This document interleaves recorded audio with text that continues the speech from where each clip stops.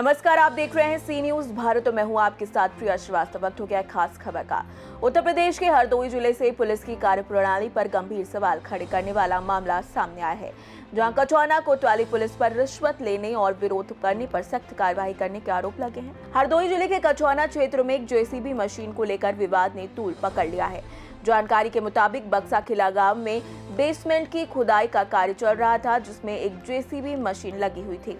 इसी दौरान कचौना कोतवाली में तैनात सिपाही बंटी कुमार पर आरोप है कि उन्होंने इस काम को अवैध खनन बताते हुए जेसीबी को थाने में खड़ा करवा दिया। आरोप है कि इसके बाद पुलिस कर्मियों द्वारा कथित रूप से पैसों की मांग की गई।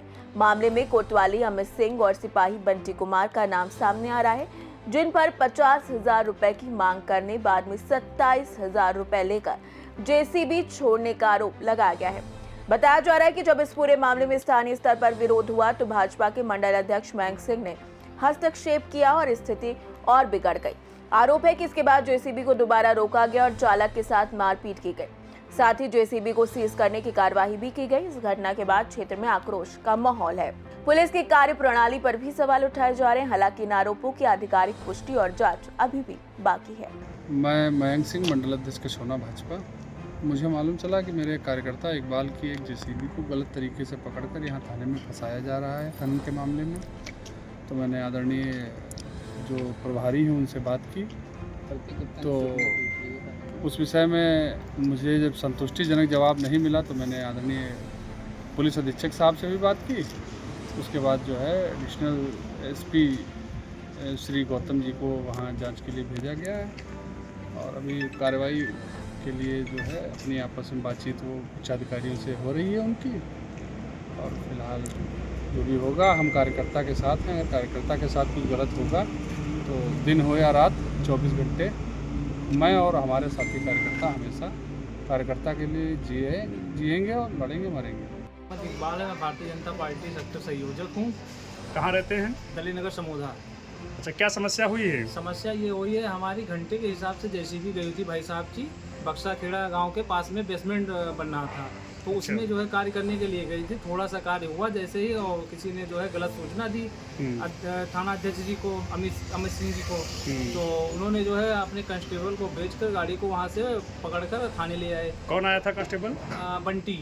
अच्छा, फिर कांस्टेबल आए, उन्होंने बातचीत की तो उन्होंने कहा कि हमें इतना 40,000 रुपये पहले मांगा, 40 से फिर 35 पे आए, फिर 30,000 पे कहने लगे 30,000 दीजिए, 30,000 से पैसा कम नहीं होगा, अन्यथा हम खनन में जो है आपको संलिप्त करके इसको सीज कर देंगे गाड़ी को। तो इन्होंने हमसे 30,000 रुपया ले लिया, बंटी और थाना अध्यक्ष अमित सिंह जी ने। और किसको पैसा दिया था? अमित सिंह जी को। कितना? 27,000 रुपये। 30,000 कहा तो हमने कहा साहब 27,000 रुपया हो पाया, उसके ऊपर हमारे पास नहीं है पैसा और हम किसी से उधार लेकर आए हैं। तो कहा ये नौटंकी नहीं होगी, हमको पूरा चाहिए। तो उन्होंने 27,000 रुपये फिर बंटी और उन्होंने दोनों लोगों ने ले लिया और उसके बाद में गाड़ी को रिलीज़ कर दिया। गाड़ी घर जा रही थी, लेकिन जो है उनसे वही बात हो रही थी। तो इसके बाद में जो है उन्होंने कहा हम तुम्हारी गाड़ी सीज करेंगे। हम अध्यक्ष जी ने फ़ोन कर दिया, तो उन्होंने। कौन अध्यक्ष जी? मयंक सिंह, मंडल अध्यक्ष, कि आपने जो है खनन जब वो नहीं हो रहा था और घंटे के हिसाब से गई थी, 800 रुपये घंटे के हिसाब से चल रही थी और कार्य घरेलू कार्य हो रहा था उनका। तो उस संबंध में जो है उन्होंने बात की, तो उन्होंने कहा कि आप इस गाड़ी को सीज करेंगे। उन्होंने ज़बरदस्ती हमारे घर से दोबारा अपने सिपाहियों को भेजकर जो है गाड़ी को खींच कर लेकर आए हैं। क्या नाम है, कहाँ रहते हो, क्या मामला है? हमारा नाम मोइन गाजी है, हम दलेन नगर के निवासी हैं। मशीन हमारी बक्सा खेरा में घंटे के हिसाब चल रही थी। किसान के में बेसमेंट खुदवा रहा था, अपना गड्ढा छोटा था, वहाँ से मशीन हमारी पकड़ी गई, यहाँ लाई गई कछौने दोपहर को। उसके बाद में अभी छूटी एक बार पैसे ले दे के। उसके बाद कितने रुपए लिए थे? रुपए हमसे लिए गए 27,000। किसने लिए थे?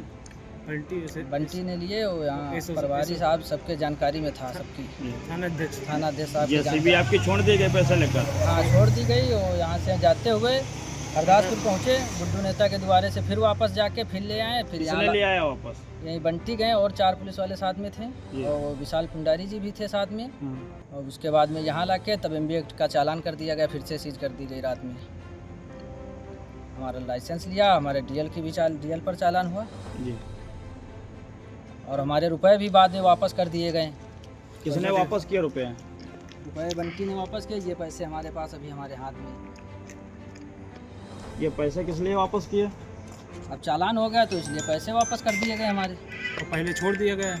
पहले पैसे लेके छोड़ दिया गया था, बाद में पता नहीं क्या हुआ, तो फिर अपना उन्होंने वापस वहाँ से लेके आए, यहाँ चालान किया, हमारे पैसे वापस कर दिए।